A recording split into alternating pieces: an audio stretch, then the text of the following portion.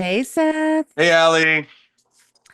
So today is our first midterm candidate interview. Right, A- And when we talked about doing this podcast, one of the things that was really important to both of us was focusing on the midterms, right? right, Focusing on finding the progressive, grassroots, Democratic candidates that we feel good about interviewing and platforming because it's not going to be enough just to win the midterms. We got to make sure we have the right people in there. right. And so it all starts with the primaries. The primaries, of course, is where each party decides within its own self who's the face that we're going to put out there.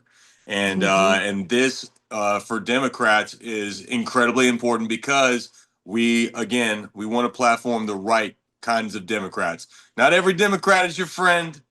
Not every Republican is your They're not friend. all created equal. Yeah, exactly. And so, and right now in our country's history, and I know you feel the same way, is that it is time. This is our moment to get some grassroots, progressive candidates in there. And it kind of started with Bernie. It has continued through. Zoran Mamdani is the latest, example of it. And you got to strike while the iron is hot. These populist views, Absolutely. progressive views, they're looking real good in the face of the current disaster that is the Trump administration. I can't agree more.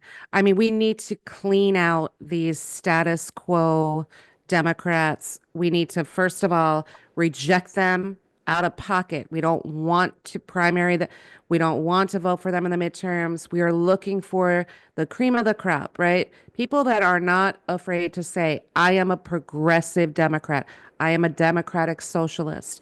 And I hope eventually we can weed out all of those corporate Dems, those status quo Dems from the party. But midterms is where it's really going to start. And I think it's an opportunity to really reshape the Democratic Party starting in November.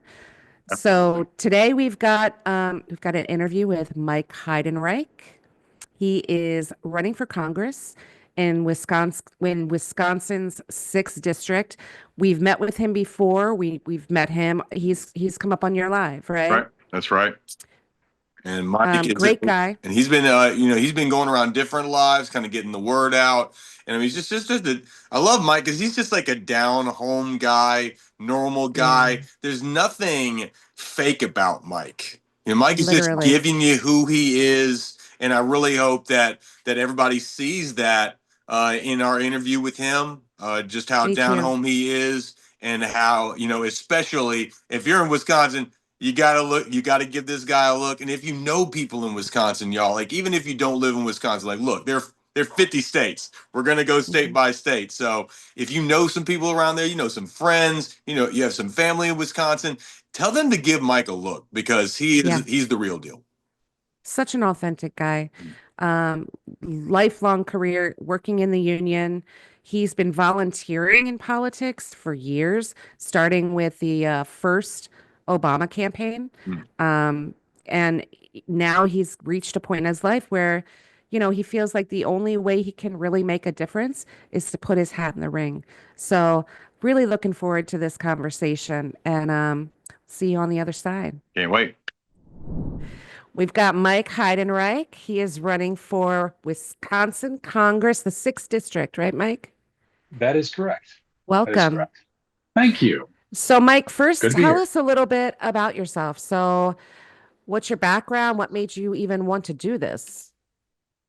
So many things, but my background is well for I've been lifelong Wisconsinite. I have lived here my whole life. I haven't ever really wanted to go anywhere else, but I love it here. And I moved around the Madison area for some time until I got my current position at a power plant south of Portage, and I have worked there for the last 17 years. 14 at the power plant, 17 with the union in total. I've been a union worker for that entire time. But before that, one of the interesting coincidences was when I got really involved in politics right after high school. Like right out of the gate, I was doing political canvassing in very, very red districts. I was the guy they sent out in Washington County because they're like, no one's gonna, take a shot at him. He looks too nice. Right. And I literally would go to I go to Republican congressmen's houses and like try and sell them on the Democratic Party. They're like, you know who I am?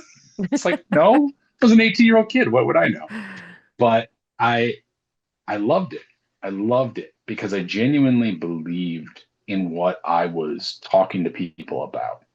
And the Obama campaign came around and it felt like it wasn't just hope, it was, hey, this is your opportunity to do something to make the world a better place. Mm, And we're not going to tell you what that thing is. We're just going to give you the tools to do it.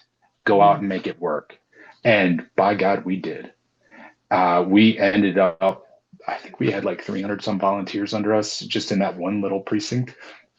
And we, towards the end, I was celebrating in a union hall, and it was my union oh, that I that's would so cool. later join. I was like, this is a really nice place. I mean, they got the table was all engraved, and it was 965's old location across from where I lived, and we were working out of there for quite some time, Mhm. and it was so rewarding.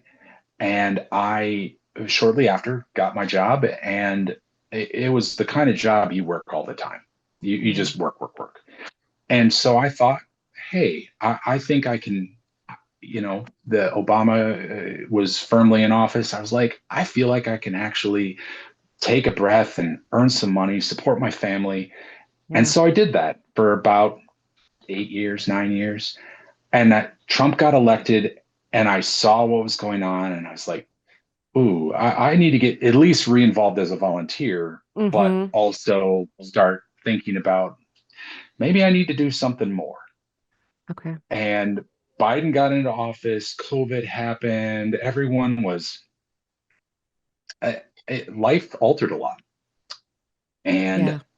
when when it looked like we were going towards one of the more politically turmoil filled eras in our life, I said, okay, I need to get re-involved. It Hmm. also helped that they got my work pretty fully staffed up so I could actually take time Take the off. time. Yeah, that Whereas makes sense. before, you can't do that when you're working 60 plus hours a week almost every week. But now that I actually have that time, I said I'm going to help. And so I helped one of my neighbors and one of my neighbors from down the way. They got the state assembly and state senate seats in this area. And Hmm. they're doing great. Maureen and Sarah are amazing state rep and state senator. I couldn't be happier for them. And that was the 24 election. And I mean, we all know how that turned out. Yeah. And I was like, literally, the only thing we didn't win as Democrats in what was previously a pretty red district was the presidential election. It was the only thing Mm, we lost. And I We realized see this a lot. We've seen that. We saw that a lot with a lot of swing states. yeah. I thought that was there very were strange. Trump voters who voted from the state senator I was helping get elected. I was like, that doesn't make It sense. happened Like, all over the country. It was bizarre. I, I I can't really answer why. I have some theories, but what it comes down to is they, it's the thing that I have been talking about now in my election for some time. A lot of politics comes down to, do you know who the heck that is? Do Yeah. you recognize their name? Do you recognize their face? Can you identify anything? Even if you dislike them, do you know who they are? Right. Because a lot of people, especially people who politics does not matter as much about, like it's not really a part of their lives on a daily basis. When they get in the voting booth, a lot of times they just look at it and go, who's that? I don't know who Uh-huh. any of these people are. Yeah. And we forget how often politics does not penetrate to someone who doesn't care about politics.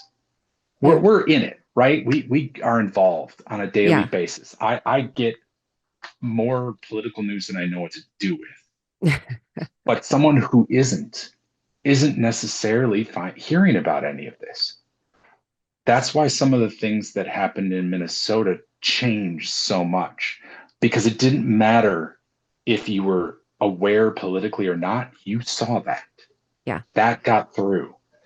And that's the kind of thing that we're starting to see. Oh, people are actually paying attention because it's getting through the noise. Right. And I really wish it didn't have to get through that way, but I yeah. know. Me too. Me too. I'm glad that they're starting to pull out of Minnesota now. I hope sooner than later they'll all be gone and let that community rebuild. It's been I'm a I'm struggle hopeful. and an inspiration, both. I'm hopeful, and yes, it has been. But by the way, bravo to Minnesota. Yeah. Like you guys got it done for the Midwest. And what I'm concerned about is there's been some. It's looked like one of the next areas on their list was Wisconsin, Ugh. and so we were. There's been a lot of people saying, "Okay, what do we do if Hmm. this BS crosses the border? What do we do to support our neighbors to make sure this doesn't affect them?" Because we saw how it was beaten back there. And it Right. was by everyone banding together and saying, no, you're not going to kidnap our neighbors. You're not Hmm. going to destroy people's lives. We are going to fight you tooth and nail. And we're going to do it in a way that it makes it obvious who the bad guys are, It was that really it makes it remarkable how they obvious. came together. It was beautiful and an example and taught, I think, all of us so much about resistance in a peaceful way. I mean, they were peaceful, I think that um, was I and think that was the effective. biggest thing. Like Yeah. Trump went in there absolutely telling them, "Hey, do whatever you got to do." And then he may not have said it directly to them, but in the back of his mind, he's like, I'm trying to institute martial law." Yeah. That's why he defended them after the first murder, the second murder, and it didn't matter. You know, he was looking to get Looking for an Minnesota in such excuse. a tizzy so that Hmm. they responded violently to the violence, and they should be given so much credit for not giving in when they rightfully could or should have. I heard they were nominated for the Nobel Peace Prize, and Wow. They I know it's deserve kind it. of early to be thinking about that, but I mean, they definitely, I would love to see that happen. There's nothing that unifies, especially people from the Midwest, like when you start doing things to our neighbors Yeah. that we would find this despicable. So, Mike, talk to Seth and I about you're running for the sixth district in Wisconsin. What is the sixth district? What area does that make up? So the sixth district is one of the bigger districts in Wisconsin, and I pull it up on a map all the time just to look and see, hey, is that is my understanding of it perfect as to how it's going? And it is basically I'm the far southeast or southwest corner. It Okay. goes all the way to Lake Michigan, Okay. all the way north to Two Rivers, and actually some other parts as well. I suppose Two Creeks would be the far northeast corner. And then it comes down around Lake Winnebago and then back up all the way to Plainfield in the upper left hand corner. So it's basically like a big square Mm-hmm. that takes up, I want to say about a fifth of the state. A There, fifth. there's a That's really big. That's there's big. a really, I mean, it's 750,000 people, and Okay. we don't have that many cities in it, so a lot of them are very spread out. So it's And rural. oh, it's very rural. Yeah. Oshkosh is probably one of the bigger cities. Fond du Lac, Manitowoc, and Sheboygan, and Port Washington and Mequon are in there, but those are all not large cities. Those are all like kind of suburban areas, and maybe Sheboygan and Oshkosh being among the bigger ones, but most of it's farm country, Yeah. rural areas. I've got a lot of places where Marquette in particular, we were just talking, it's much easier to call around because if you're canvassing door to door, you're basically in your car the whole time. I bet. Yeah, because of the distance. So, Mm-hmm. um, I mean, I think I have a good guess, but since Trump took office the second time around, what are some of the biggest challenges that you're seeing in your district? Um, so we have a lot of farmers, Yeah. and the farm industry in Wisconsin, it doesn't matter what you were raising, it doesn't matter what you were growing, took a huge hit with the tariffs, which now, of course, it's like, how do you even go back and take back all that now that the Supreme Court said, no, you can't do that? And Mm-hmm. it's like, I'm not even sure how they're going to go about refunding all of that if If they they even even could. can. It's a Yeah. If they even disaster. can, yeah. It's genuinely going to mess up our trade, Mm-hmm. and some of those markets aren't ever coming back. Some Yeah. of those markets are not ever coming back, especially the soybean market, Oh, they've been especially. decimated. Yeah. I mean, there are farmers who literally cannot farm, or it's not profitable for them. Right. And that's just the farmers. You look at literally anyone in our area, and there's no one here who's like, yeah, this was great. I Hmm. mean, yeah, tourism. Tourism is Yeah. a big part of our area. We have Wisconsin Dells. It actually like kind of points over, and literally just the city of the Dells is in my district. We've got all these national parks. Do you know who our number one visitor was to those national parks besides Ca- people from Illinois? Canadians. Canadians. They Yeah. were a good they were a good third of our tourists. Do you see any coming Why would in You this know, they? it's environment? funny Why would they? because it's funny because we were talking about how the snowbirds are not coming to Florida, and people miss out on the fact that they're not supporting a lot of our border states, and that, of course, that goes into tourism. And that is a damn shame. That's a damn shame. It it It's all the unintended consequences that people don't necessarily know are going to happen when you're in the moment and you're like, yeah, tariffs, bring back the jobs, bring back the better trade deals. Look at our deficit. Well, it turns out our deficit was made worse by the tariff war also. So do, do you know how scary our situation as a country economically is right now? Oh, yeah. Because the because We the talk rest about of it the every day. world because the rest of the world is going, oh, if the United States isn't going to be the world leader in terms of securing everyone's ability to trade, then we're going to have to find other people to do it. Exactly. Right now, Canada is being led by a person who's widely considered one of the best economic economists in the world, Hmm. and he is basically brokering deals between Europe and China and all the Yeah. other Pacific trading partners that were previously our trading partners. Hmm. And they're basically saying, look, if the US isn't going to take part in the world economy, in a rules based economy, I believe is how he called it, Yeah. then we have to. And so they're trying to arrange it so people can transit their goods through what previously was the United States' ports and the United Hmm. States' currency. And that's the underpinning of our entire economy. Absolutely.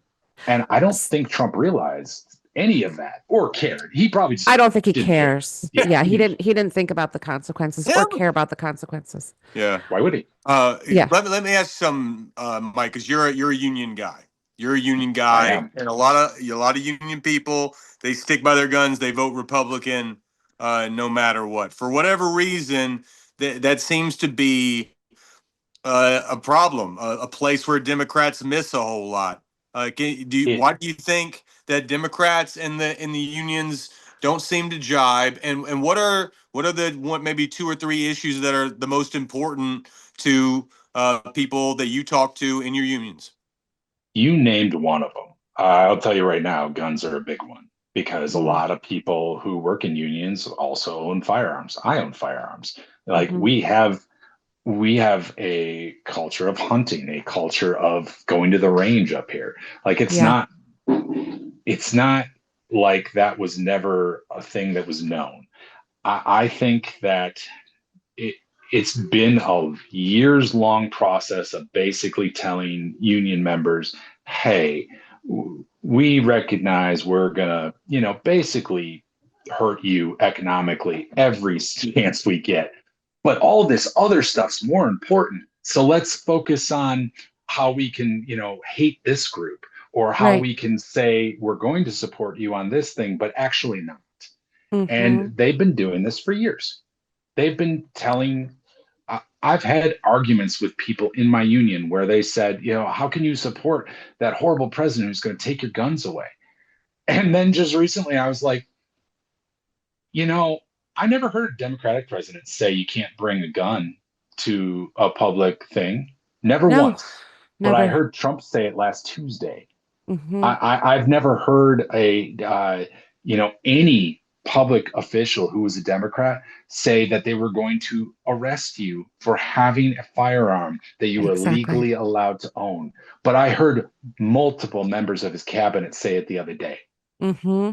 I, I I know we get the idea that Democrats are the, people who are against Co- 2A coming for your guns. coming for your guns, right?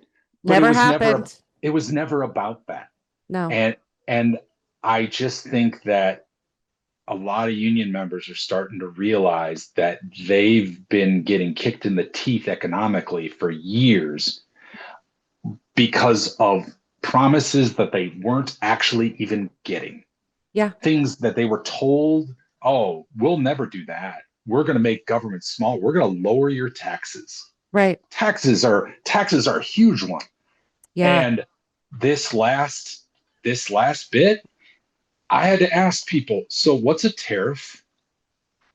A tariff's a sales tax on Mm-hmm. you, on the purchaser, on the person who's finally going to purchase the thing because it's charged to the person who's selling it.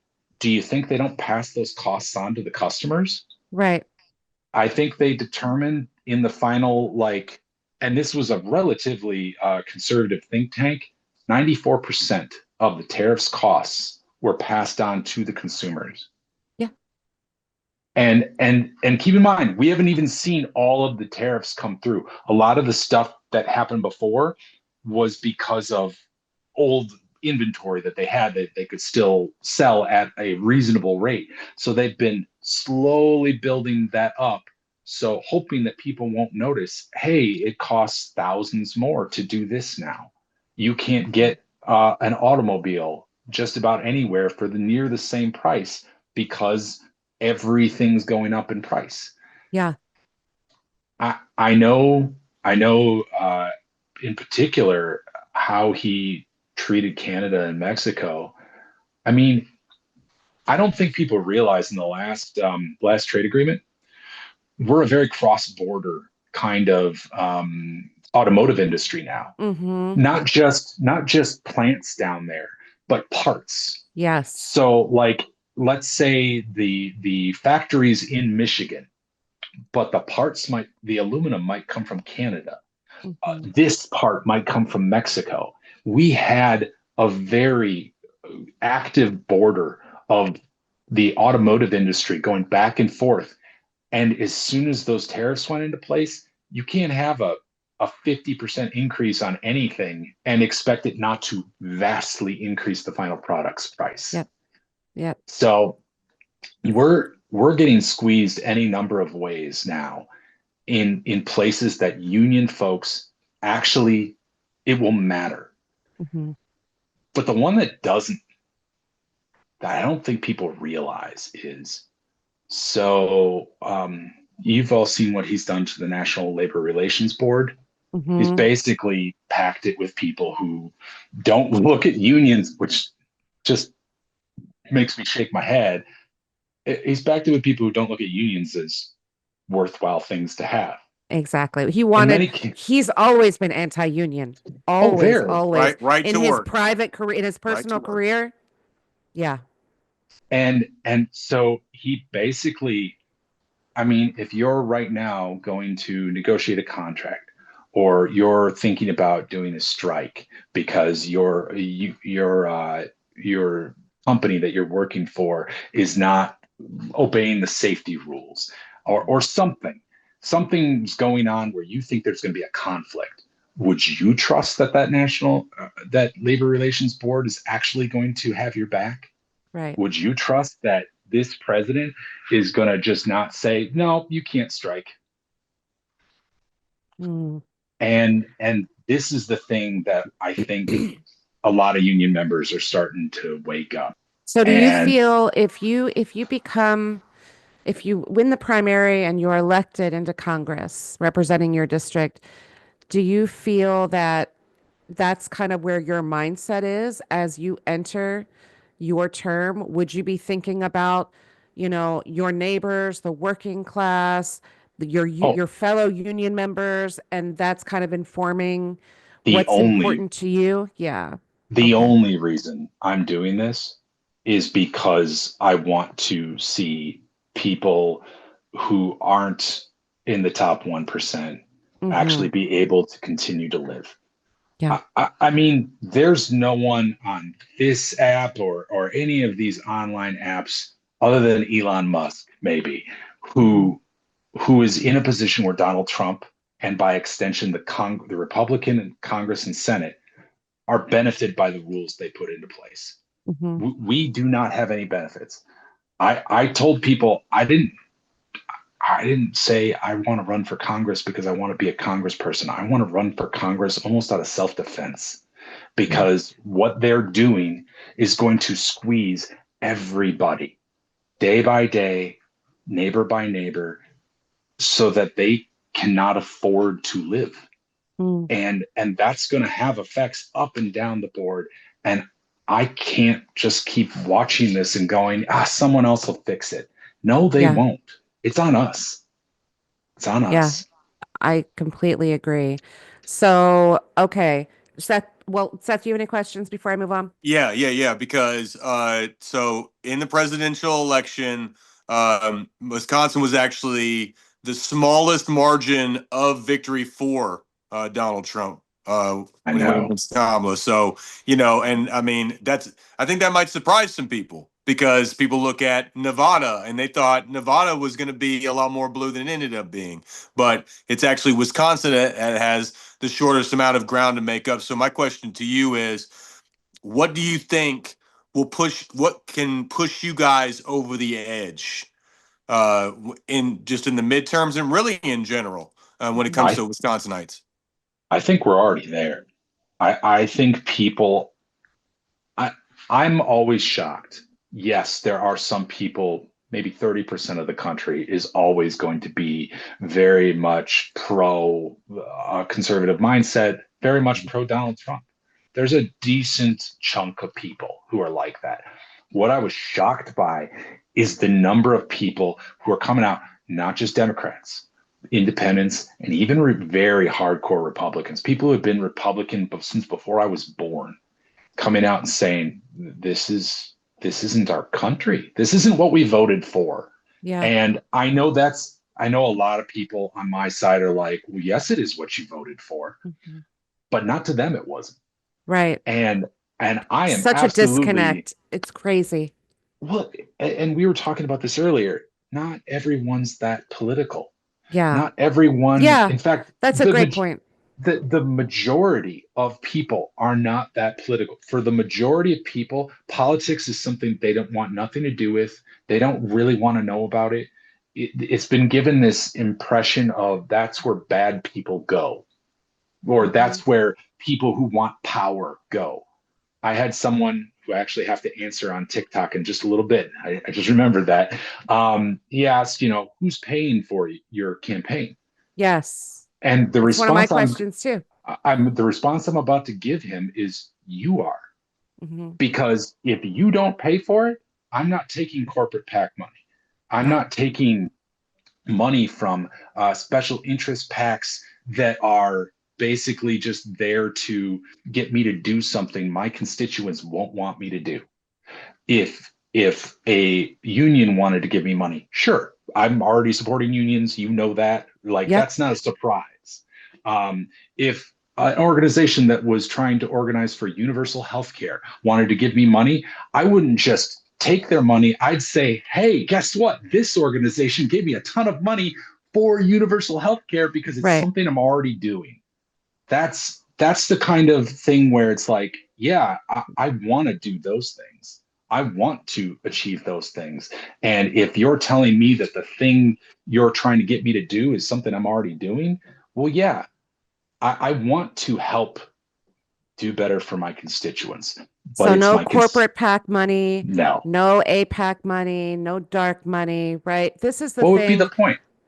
This is what I keep trying to drive home, right? And this is why we're doing these segments and platforming candidates that we believe in, because it is not going to be enough just to flip the House and potentially flip the Senate. We have to make sure we are putting the right people into those positions. Otherwise, we will never, ever claw our way out of this. And you've Not every seen Democrat is your friend. No, Not every Democrat is for the people. no. there's So been an example in almost every generation. My generation, it was probably Manchin and Sinema, Uh, and I'm not even sure I and pronounced their and names now right. Fetterman, And now right? Fetterman, I really don't want to be like super cruel to him because I'm I relatively know, I sure know. his flip was actual brain damage. It could I be, mean, yeah. I- mm, that's But that actually but that in itself is an issue, right? If you absolutely, suffer that kind of injury while you're absolutely. serving constituents, you should we should really reconsider. How do you feel about term limits? How do you feel about, Oh, I mean, absolutely. I do. yeah, I do not want to do this for the rest of my life. right. If I'm still in this at 80 years old, we are not doing a good enough job building the future of our party. If I'm Right. still doing this at 80 years old, then we're not doing a good enough job mentoring the next generation.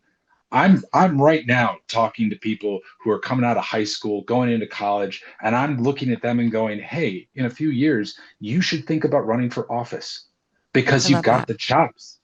And Yeah. that is the kind of thing we should be passing on is a tradition of service, a tradition of people who want to make the world a better place and saying, okay, if I'm going to do that, how do I do that? And for And the you right reasons. exactly, Yeah. exactly. You can't just, I don't want to get into office just to get into office. That Hmm. I don't.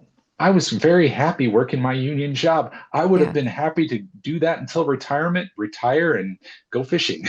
Like Yeah. I don't. Yeah. I don't need. I didn't need all the aggravation of running for Congress, Especially but these days, getting into I politics gotta. in 2026 is not like getting into politics when we were kids, right? This is this is so the discourse is so it's extremely toxic at times. It's very divisive.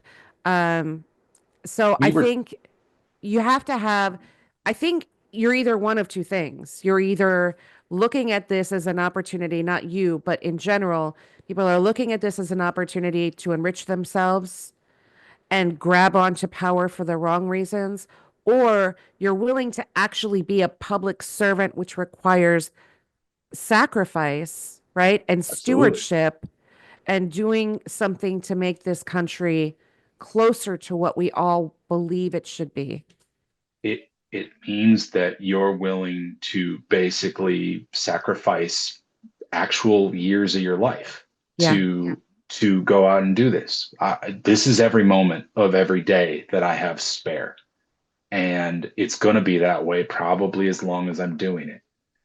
And if it weren't for the fact that I don't see a way that our country can go forward unless we keep changing we need structural changes in this country. Mhm. There is not a way that someone my kids age can say, I'm thinking I'm going to take part in the American dream and own a home and go to college and get a good job. Like, they don't believe that's going to happen. Why would they? Why would they? Because it's out of reach for the majority of people in America. It's not even close to in reach. Yeah. And I'm talking people who are making good money, but the housing market is so far out of reach. Most of them can't even dream that. I The think I just the just rental heard market. it's great. All of it is so insanely priced. And I think I heard just recently there was a statistic that first time home buyers are now averaged age 50. I mean, you're not even, what are the chances you're even going to pay that home off and enjoy a mortgage free? We never really own our homes because we have property taxes. So that's just my little rant. But just not having a mortgage or a rent payment, if that's the age of you're just gaining access to that dream, to that possibility, we clearly have gone so far in the wrong direction. I have to ask, why do you guys, just both of you, why do you think your property taxes are so high? Mm. I mean, legitimately, why do you think your property taxes are as high as they are? There's a definite reason. There's a cause. I'm gonna go mismanagement at the local level. Misappropriation of funds, but specifically, they basically took a lot of the funds that used to fund schools Yeah. would come from federal programs or would come from the state through income taxes directly, Hmm. right? So you'd have people who are paying more in income taxes at the very top that would directly fund schools. Yes. In 1994, they froze the funding formula for schools. In 1994, right? So imagine that base price, Hmm. and every increase thereafter has had to been raised out of property taxes with school referendum after school referendum, because guess what? It doesn't cost as much as it did in 1994. We're 30 years, some years later. Yeah. Yeah. So it's So, it's basically they just transferred from the rich who were mhm. paying the lion's share of that, as they generally did. Now it's being transferred to what's left of the middle class. It's And our wild. property taxes have almost doubled in the 15 some years I've been here. Insane. And really quick, you know, you talk about unrealized gains. Yeah. What are unrealized gains if not your property taxes going up every year? And yet these people want to rail against unrealized gains for billionaires in the stock market. So once again, the rich have found a way to distract away and to give themselves even more money that they don't even need. We were talking about all the people who are doing their taxes right now and are like, well, where's my tax Yes. refund for my overtime? Hmm. I work a lot of overtime. Yeah, Me too. it's. I think it was next to nothing. I Yeah. think I got like. I It's think I got like maybe $100. he And let me tell you, really he that really ain't much. bamboozled people on the idea of that, and now they're finding out what it actually is. It. If you are going to rely on the word of the Republican Party, the people who voted in Donald Trump, the people who voted in people like Glenn Grothman, who's one of his biggest cheerleaders, then you're going to be scammed. Yeah. And that isn't me telling you that. That's their actions telling Hmm. you that. That's their It's repeated actions telling you that. absolutely. So we're almost out of time, but I want to so you're running for the Democrat seat. Mhm. You have four other people, right? In that are Yes, running in the primary on the Democrat side. Would you label yourself a progressive? absolutely. Absolutely. I'm for universal health care. I support unions. Like, it was funny. I was filling out a thing for a union the other day, and I'm like, wow, I do I have to answer no to any of these? Because I know this is a real problem for a lot of the people. I was actually trained how to work through from the other side, the person Mm-hmm. administering this it's a questionnaire we give to candidates to see if their values are going to align with the union. Right. And they were just talking about all the progressive things that we as progressive Dems want to do. And I'm like, yeah, can I just say yes and be done? Because it's literally a list of everything I'd like to see. I'd like to see universal health care. I'd like to see um, some method of actually making it possible for people to own homes again, to actually not just say we're going to work on this, but actually work on this. There are Mm-hmm. so many issues in this country that we can't just continue to say, oh, we're gonna do that, we're gonna work on that in the future. Kicking We the don't can down the road. we can't. The can's been kicked. Yeah. We're chasing after that can right now because, as it turns out, our economic future's in that can, and we kicked it so far down the road that we're in a world of hurt. And if we don't start railing that back and make actual structural changes to our country, Mm-hmm. we are not going to be able to continue as we are. Yeah. And everyone, I don't care how rich you are or how poor you are, everyone will suffer for that if we do not make those changes. And that's why I want to get elected. Well, Mike, I'm a big fan of yours. I know Thank you. Seth, you really enjoy talking to Mike too. So I'm on TikTok with you guys a lot. Yeah. And some of my daughter's classmates saw me on TikTok. And one of my videos early on at the end, it was right before Packer came. I said, "Go Pack, go."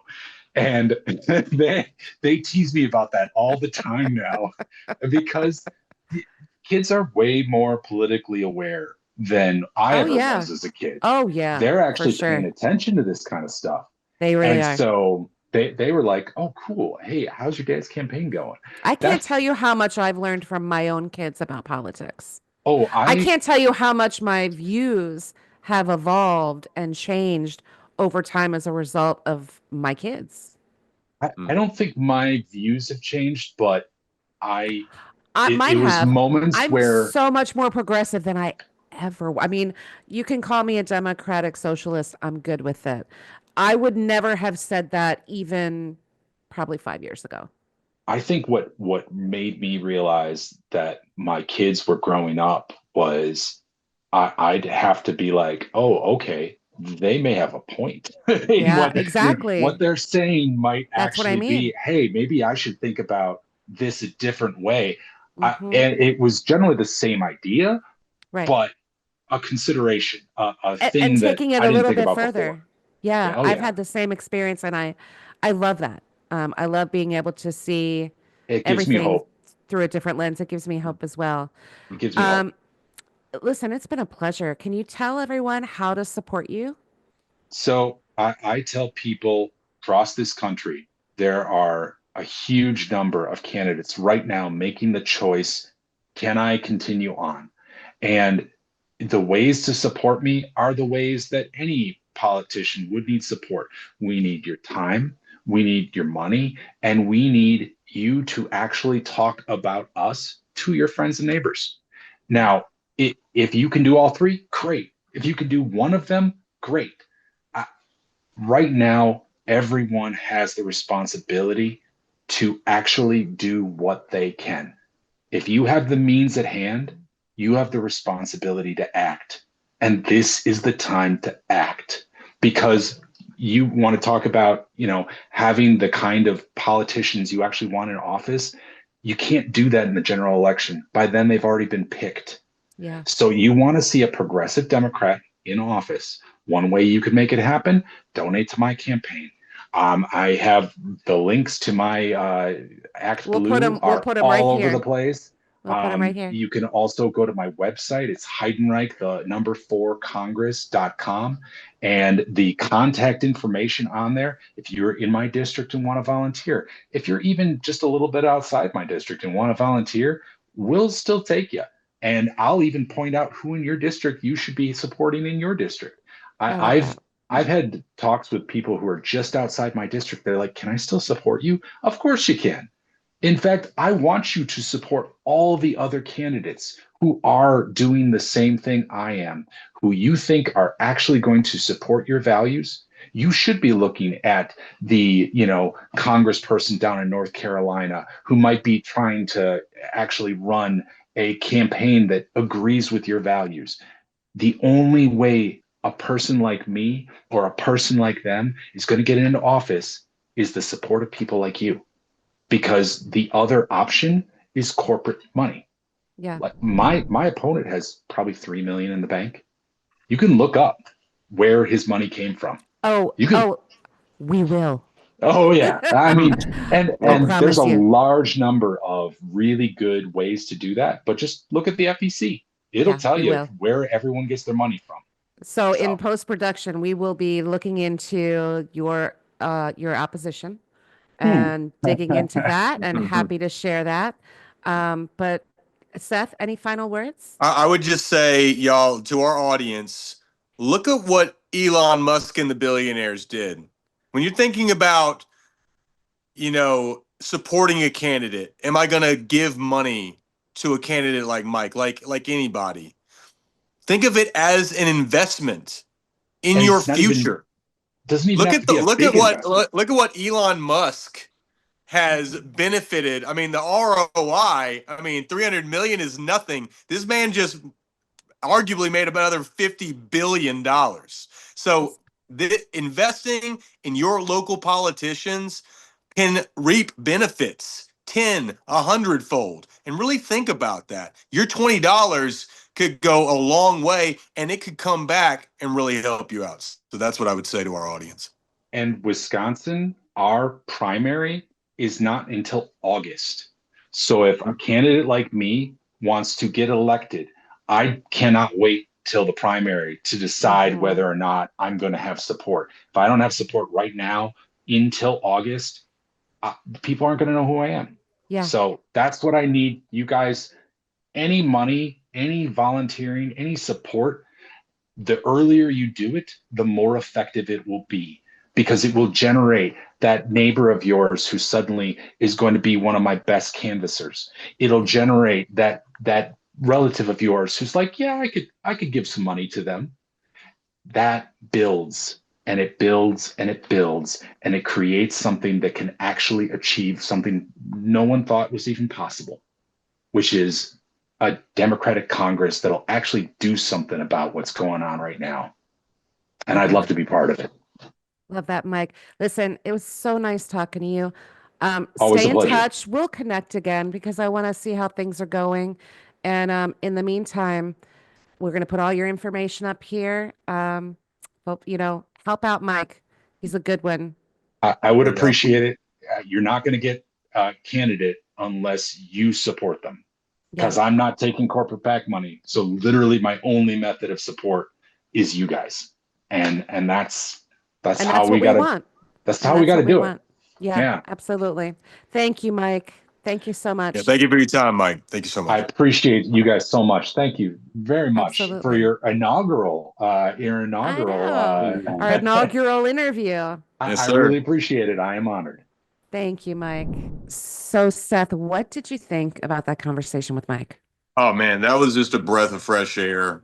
Mike is the kind of guy that we're looking to platform, right? I mean, in the primaries, you can be a little bit more choosy with your Democrats. You can kind of go with like your ideal, your dream candidate, if you will. And this is almost, Mhm. it's like speed dating. I mean, there's a lot of people to consider, and we I want to love tell a that. lot of people.